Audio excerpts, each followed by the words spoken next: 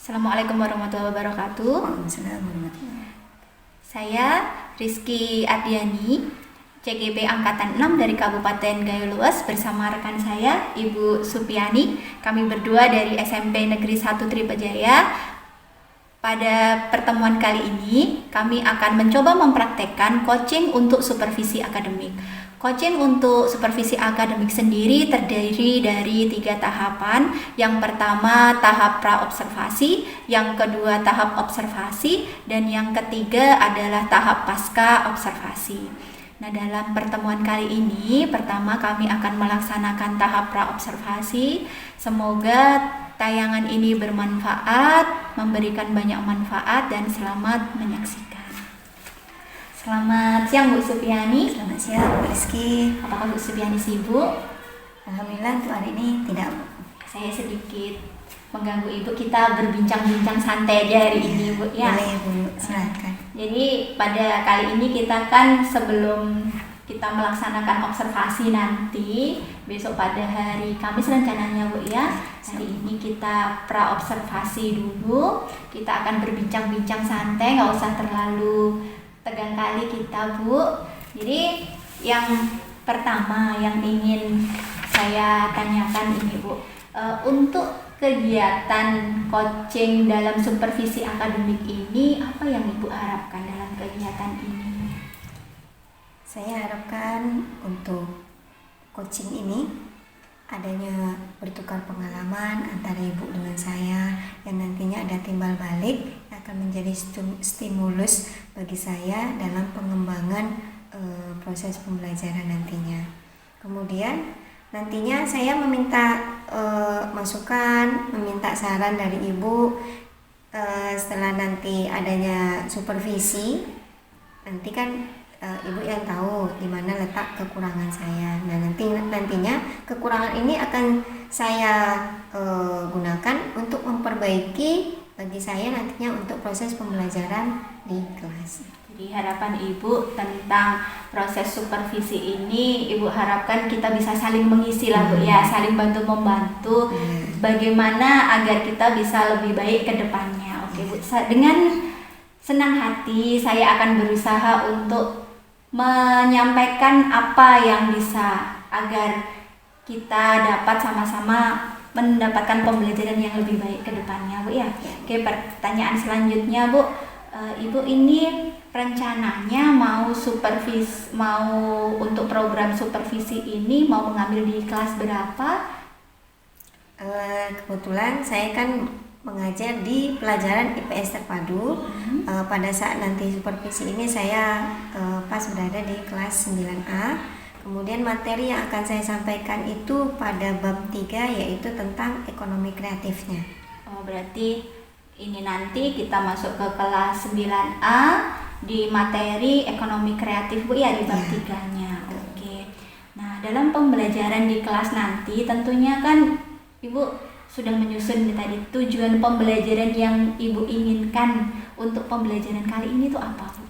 Nah, tujuan yang pertama saya ingin peserta didik nanti bisa untuk menjelaskan apa pengertian dari ekonomi kreatif. Kemudian nantinya anak didik ini bisa memahami ekonomi kreatif itu seperti apa. Kemudian dia bisa merealisasikan bentuk dari ekonomi kreatif yang dipelajari nanti itu di kehidupan dia nantinya. Oh, berarti tujuan pembelajarannya Ibu ingin mengetahui anak-anak bagaimana daya tangkap anak-anak tentang pengertian ekonomi kreatif itu sendiri dan bagaimana anak-anak mengaplikasikannya di dalam kehidupan sehari-hari nanti. Oke, sangat bagus sekali. Untuk area pengembangan dalam pembelajaran yang hendak Ibu capai ini dalam pembelajaran ini apa Bu? Yang pertama saya akan tujuannya itu tentang kognitif peserta didik, yaitu dia bisa memahami betul tentang ekonomi kreatif. Karena kalau dilihat dari ekonomi kreatif ini kan sebenarnya ada dalam lingkup keseharian anak-anak, yang kadang-kadang anak-anak itu tidak paham ini sebenarnya loh ekonomi kreatif. Nah, seperti itu. Kemudian yang kedua, anak-anak ini nantinya bisa aktif dalam pembelajaran IPS khususnya tentang ekonomi kreatif ini. Jadi dia bisa memanfaatkan segala sesuatu yang ada di sekitar dia berada gitu. Oh, jadi yang ingin Ibu kembangkan yang pertama tingkat kognitif siswa ini dalam pembelajaran ekonomi kreatif dan tingkat keaktifan siswa. Ini saya tanya lagi tapi sedikit kita berbicara agak luas nih Bu tentang pelajaran IPS-nya. Dalam mata pelajaran IPS yang Ibu ampu itu dari Ibu mengampu kelas 7, kelas 8 dan kelas 9 itu tentunya kan pasti ada materi yang kita merasa kita itu sulit dalam menyampaikan ataupun kita sudah merasa bagus penyampaiannya tapi kok anak-anak daya tangkapnya kok kurang atau kita merasa kurang puas kok anak-anak nilainya segini, itu ada nggak Bu? Namanya saja udah jelas IPS terpadu. Berarti ini kan terdiri dari beberapa bidang studi yang dipadukan. Ada geografi, ada sejarah, ekonomi, kemudian sosiologi Bu. Nah, dari 4 bidang studi ini yang menurut saya itu sulit itu pelajaran sejarah. Karena satu, kalau sejarah itu kan harus banyak bercerita alias ceramah. Nah, ini yang membuat anak-anak itu menjadi jenuh alias ngantuk. Apalagi kalau jam-jam terakhir. Nah, kemudian sejarah ini kan menghafal hari, tanggal, bulan, tahun, kemudian nama pahlawan. Nah, ini yang menurut saya sulit kita untuk menghafalkannya. Jadi Ibu merasa materi sejarah yang biasanya agak kesulitan karena ya itu tadi. Saya pun nggak memungkiri kan banyak tanggal yang harus kita hafalkan, hari-hari besar, hari-hari penting atau peristiwa-peristiwa yang harus anak-anak ini hafalkan. Jadi untuk mensiasati hal itu, bagaimana cara Ibu biar anak-anak ini nyaman, bisa dengan senang menghafalkan itu semua? Cara saya kalau pas pelajaran sejarah itu saya buat anak-anak dengan metode sosiodrama, model sosiodrama. Jadi di sini anak-anak berperan jadi pahlawan ini, jadi pahlawan ini gitu. Jadi dari situ dia akan memicu, oh ternyata pahlawan dulu yang ini tuh seperti ini perjuangannya. Jadi saya buat itu tadi Bu, secara sosiodrama. Menarik sekali Bu. Jadi secara tidak langsung anak-anak itu belajar tapi dia nggak merasa belajar. Iya, santai dan masuk dan paham dia kan. Menarik sekali Bu. Kita sesuaikan dengan materi yang ada di buku tersebut gitu. Oh iya Bu. Balik lagi kita ke pembelajaran nanti yang akan kita laksanakan Bu kan. Bisa ke saya minta tolong untuk Ibu menceritakan secara singkat garis besarnya pembelajaran nanti pada hari Kamis itu akan berjalan seperti apa Bu? Pada pembelajaran nantinya saya mengambil pembelajaran cooperative learning. Berarti di sini kan kita bagi anak-anak ke dalam beberapa kelompok. Nah, kemudian dari kelompok ini mereka akan mempresentasikan, akan menampilkan sesuai dengan pembagian tugasnya masing-masing tentang periklanan. Kemudian yang satu lagi itu tentang video. Nah, jadi di sini anak-anak nantinya bisa mengembangkan ekonomi kreatif dari pembelajaran cooperative learning ini gitu Bu. Dan nantinya kalau misalkan video berarti kan ada kreativitas anak-anak yang nantinya bisa menjadi seorang kreator ya, seperti itu. Jadi kalau secara singkat itu berarti kalau saya lihat menarik sekali rencana pembelajaran yang Ibu susun. Ibu menyesuaikan tugas anak-anak ini menurut cooperative learning dibagi menjadi beberapa kelompok dan kelompok ini berarti berdasarkan bakat anak Bu ya. Kalau secara singkat saya tangkap, wah udah bagus tuh Bu, berarti udah masuk ke pembelajaran berdiferensiasi juga. Nah saya jadi nggak sabar nih mau nengok besok hari Kamis itu akan menjadi pembelajaran yang seperti apa dan sepertinya akan menarik sekali. Semoga kita besok lancar. Amin. Dan kira-kira nih Bu, dari persiapan, tadi kan Ibu udah bilang saya menyiapkan RPP Bu, bahan-bahan ajar, medianya.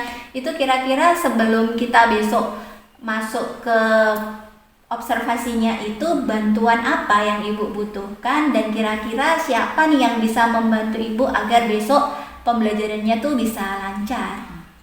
Untuk persiapan pembelajaran besok di dalam ruangan Bu, karena di tempat kita ini kan untuk listrik kurang mendukung di kelas. Nah, jadi saya meminta bantuan kepada petugas lab karena di situ di lab tersebut untuk listrik itu memadai. Jadi saya mau minta bantu kepala labnya untuk membantu saya mempersiapkan pembelajaran besok nantinya. Oh, berarti Ibu meminta kepala lab ya, meminta bantuan kepala lab Pak Yos Bu ya. Apakah sudah dihubungi Pak Yosnya? Alhamdulillah tadi Bu sudah, dan beliau bersedia.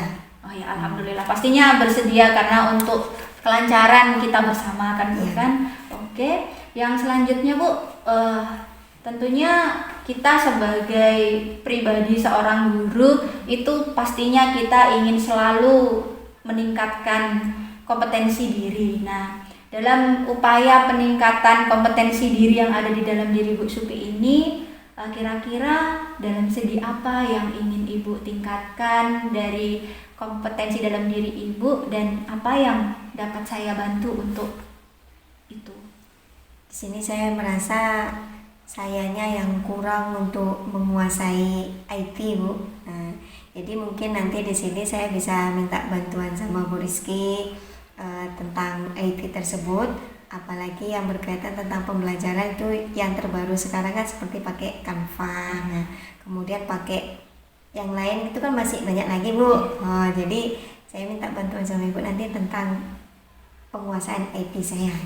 Jadi Ibu ingin meningkatkan kemampuan dalam bidang IT terutama Canva. Kalau saya tengok sih sebetulnya sudah bagus kompetensi dalam diri Ibu, tapi memang ya wajar sebagai guru kan kita kan nggak puas karena guru itu selalu belajar dan belajar. Oke Bu, nanti akan saya bantu semaksimal saya untuk kita lebih belajar mempelajari tentang Canva. Bisa Bu saya bantu, nanti kita sisihkan waktu untuk kita belajar Canva sama-sama.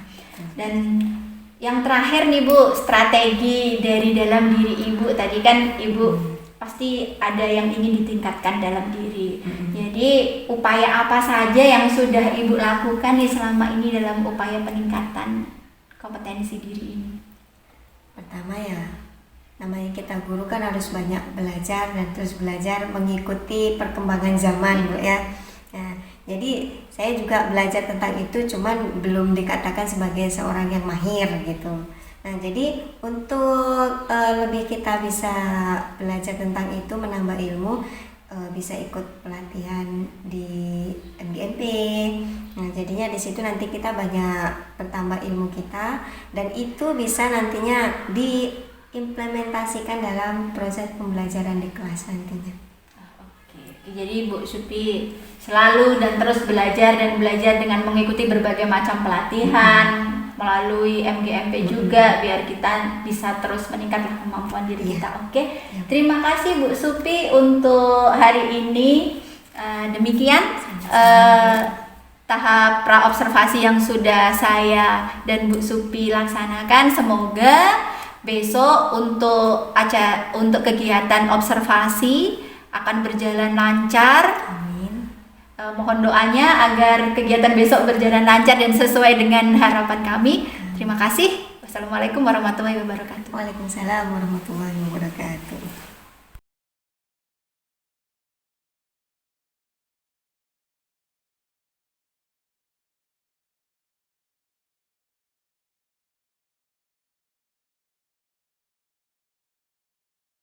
Warahmatullahi wabarakatuh.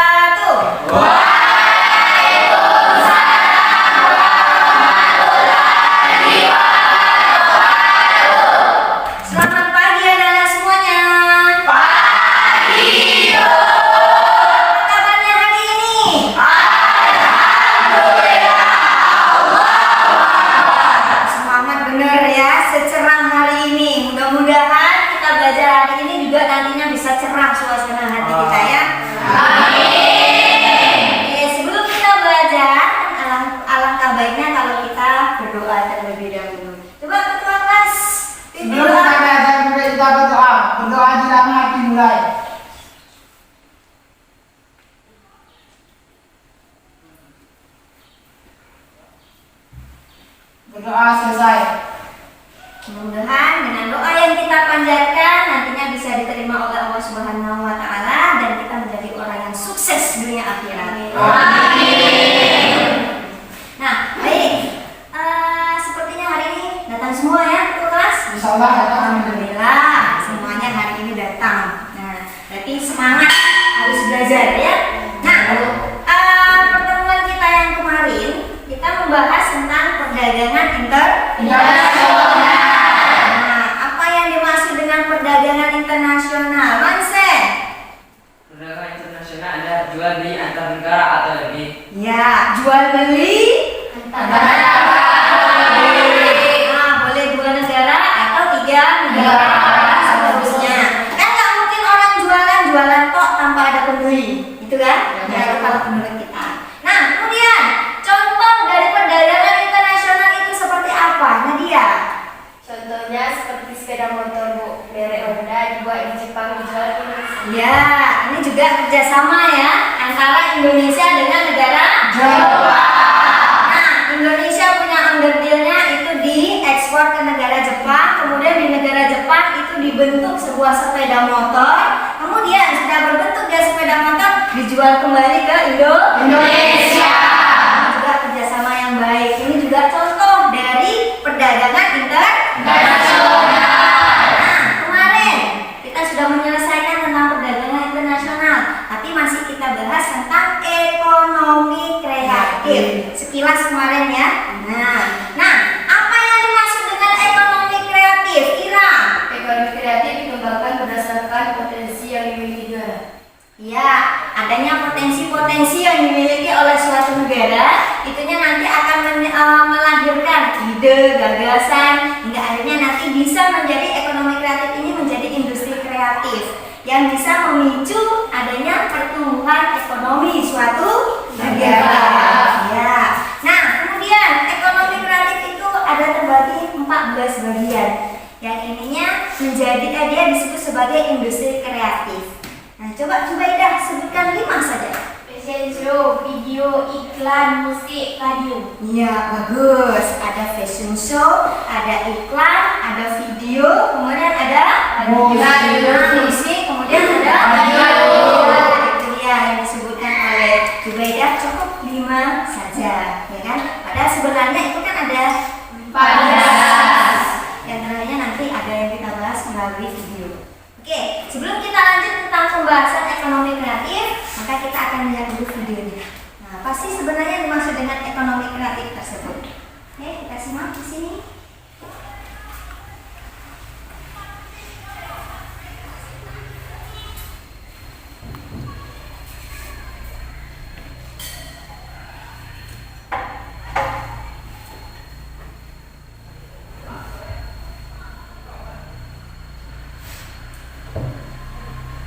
Selamat pagi anak-anak. Assalamualaikum. Selamat berjumpa lagi dalam pembelajaran IPS. Bagaimana kabarmu hari ini? Semoga semua dalam keadaan sehat ya. Pada pertemuan kali ini kita akan membahas lagi mengenai ekonomi kreatif. Setelah selesai membahas materi ini, diharapkan kalian dapat pertama, mendeskripsikan pengertian ekonomi kreatif. Yang kedua, mengidentifikasi jenis-jenis ekonomi kreatif. Ayo anak-anak, kita mulai pembahasan materi ini dan tetap semangat ya. Ayo, siapa di antara kalian yang kalau sudah besar nanti mau menjadi wirausahawan? Para wirausahawan berperan besar dalam pengembangan sektor ekonomi, khususnya sektor ekonomi kreatif loh. Apakah kalian pernah mendengar konsep ekonomi kreatif? Mari kita simak bersama pembahasan materi mengenai ekonomi kreatif. Kreativitas adalah kemampuan seseorang untuk melahirkan sesuatu yang baru, baik itu berupa gagasan maupun karya nyata yang relatif berbeda dengan yang ada sebelumnya. Ekonomi kreatif adalah sebuah konsep di era ekonomi baru yang mengandalkan ide atau gagasan kreatif untuk meningkatkan pertumbuhan ekonomi. Indonesia memiliki 14 subsektor ekonomi kreatif loh. Apa saja sih? Yuk kita simak satu persatu. Yang pertama, periklanan. Kegiatan ini berkaitan dengan jasa periklanan, yaitu komunikasi satu arah dengan menggunakan media tertentu. Yang kedua, arsitektur. Kegiatan ini berkaitan dengan segi desain, tidak hanya untuk desain rumah, tapi juga untuk desain perkantoran atau ruang publik lainnya. Yang ketiga, pasar barang seni. Kegiatan ini berkaitan dengan perdagangan barang-barang asli, unik, dan langka, serta memiliki nilai estetika seni dan sejarah yang tinggi. Yang keempat, kerajinan. Kegiatan ini berkaitan dengan kreasi, produksi, dan distribusi produk yang dibuat atau dihasilkan oleh tenaga pengrajin yang berawal dari desain awal sampai proses penyelesaian produknya. Yang kelima, desain. Industri kreatif ini berkaitan dengan kreasi desain grafis, desain interior, desain produk, dan lain-lain. Yang keenam, fashion. Kegiatan ini berkaitan dengan kreasi desain pakaian, desain alas kaki, dan desain aksesori model lainnya. Yang ketujuh, video, film, dan fotografi. Kegiatan ini berkaitan dengan kreasi produksi video, film, dan jasa fotografi, serta distribusi rekaman video dan film. Yang kedelapan, permainan interaktif. Kegiatan ini berkaitan dengan kreasi, produksi, dan distribusi permainan komputer dan video yang bersifat hiburan, ketangkasan, dan edukasi. Kesembilan, ada musik. Kegiatan ini berkaitan dengan kreasi atau komposisi, pertunjukan, dan distribusi dari rekaman suara.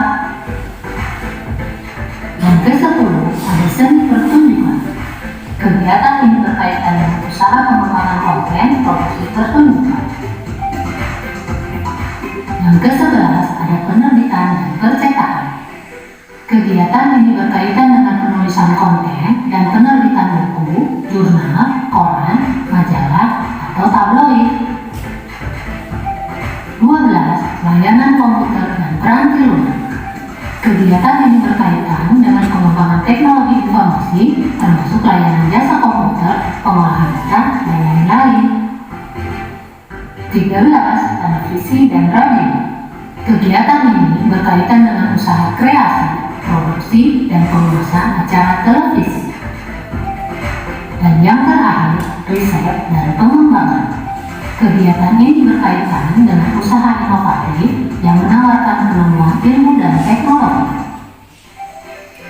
Dari uraian tentang subsektor andalan ekonomi kreatif ini menunjukkan bahwa pemerintah menginginkan ekonomi kreatif merupakan salah satu tulang punggung ekonomi nasional. Untuk mengembangkan ekonomi kreatif, pemerintah memiliki strategi dengan melaksanakan pembangunan secara terintegrasi antara masyarakat, swasta, dan pemerintah. Upaya meningkatkan ekonomi kreatif. Yang pertama, menyiapkan insentif untuk memacu pertumbuhan industri kreatif berbasis budaya. Misalnya, perlindungan produk budaya, kemudahan memperoleh dana pengembangan, fasilitas pemasaran dan promosi, serta pertumbuhan pasar domestik dan internasional. Yang kedua, membuat roadmap industri kreatif yang melibatkan berbagai lembaga pemerintah dan kalangan swasta. Yang ketiga, membuat program komprehensif untuk menggerakkan industri kreatif, bisa melalui pendidikan, pengembangan sumber daya manusia, desain mutu, dan pengembangan pasar. Yang keempat, memberikan perlindungan hukum dan insentif bagi karya industri kreatif, misalnya perlindungan hak paten terhadap penemuan baru, merek produk, atau jasa. Dan yang kelima, membentuk Indonesia Creative Council yang menjadi jembatan untuk menyediakan fasilitas bagi para pelaku industri kreatif. Nah anak-anak, itulah pembahasan materi ekonomi kreatif untuk meningkatkan kesejahteraan masyarakat. Sampai di sini dulu pembahasan materi kita kali ini. Bertemu lagi pada pembahasan materi-materi selanjutnya. Wassalamualaikum warahmatullahi wabarakatuh.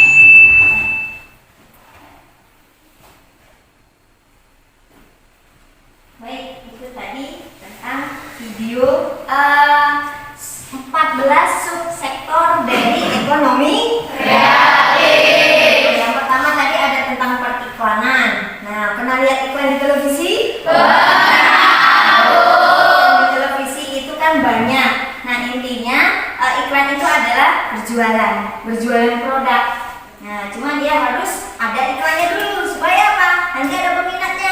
kalau lihat iklannya bagus, biasanya orang kan jadi terpicu untuk membeli barang ini. Rasanya seperti apa sih? Nah, itu dia kalau ada produk per iklan.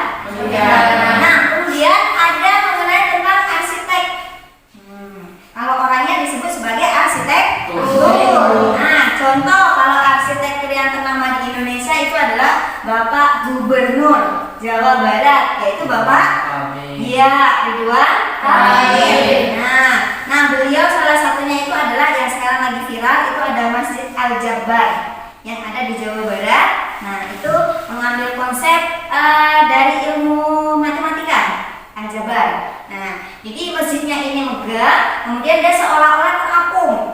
Nah, ya jadi itu contoh dari arsitek dari seorang Bapak Ridwan Kamil. Nah, kemudian ada yang berkaitan dengan kerajinan tangan.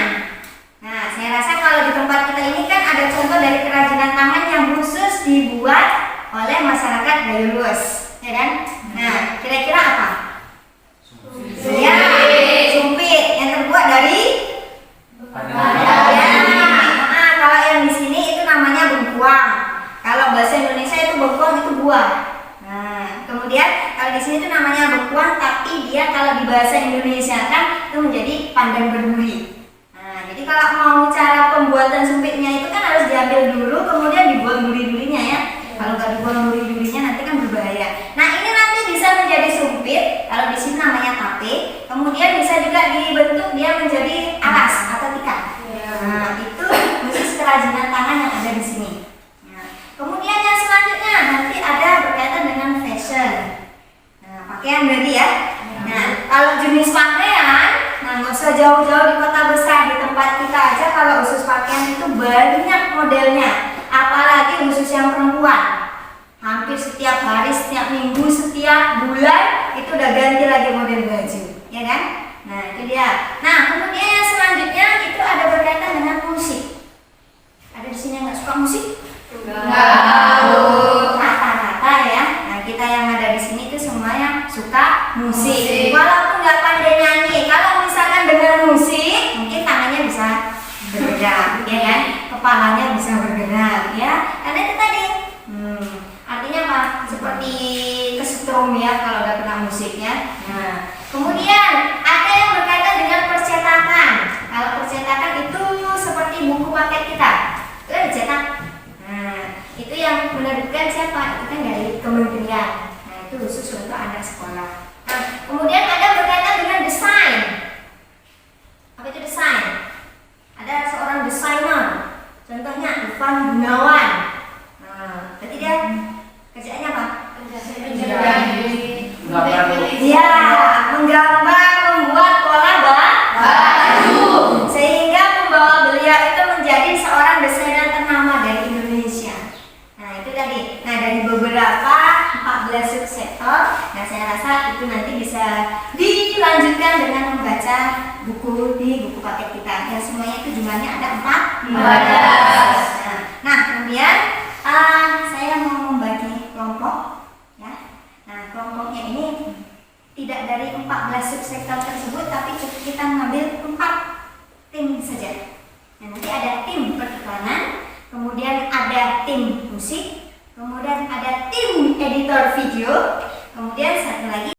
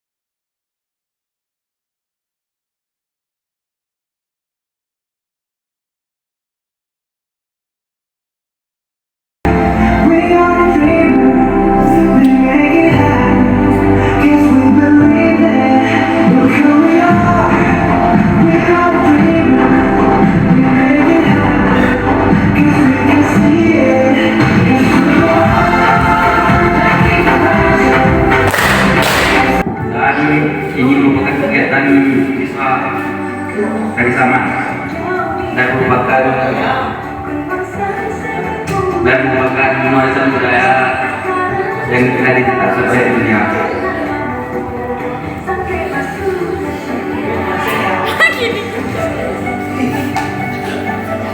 Gerakannya bagus sekali.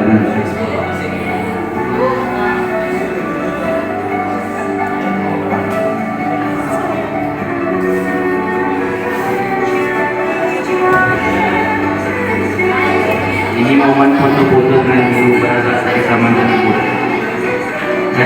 Hari ini kita sudah selesai menampilkan dari kelompoknya masing-masing. Adapun kesimpulan dari pelajaran kita hari ini adalah ekonomi kreatif itu adalah ide atau gagasan dari seseorang yang nantinya itu akan menjadi pemicu untuk bisa menumbuhkan pertumbuhan ekonomi di negara kita, khususnya di Indonesia. Nah, jadi bisa nantinya mengurangi angka pengangguran, bisa membuka lapangan pekerjaan. Nah, kemudian ini akan menjadikan ekonomi kreatif ini bisa menjadi untuk nanti kesejahteraan dari masyarakat Indonesia itu sendiri, karena angka penganggurannya berkurang, kemudian masyarakat Indonesia itu jadi kreatif. Nah, itu yang bisa nantinya untuk menaikkan ataupun meningkatkan pertumbuhan ekonomi di Indonesia. Baik, sebelum kita tutup, kira-kira ada yang mau bertanya?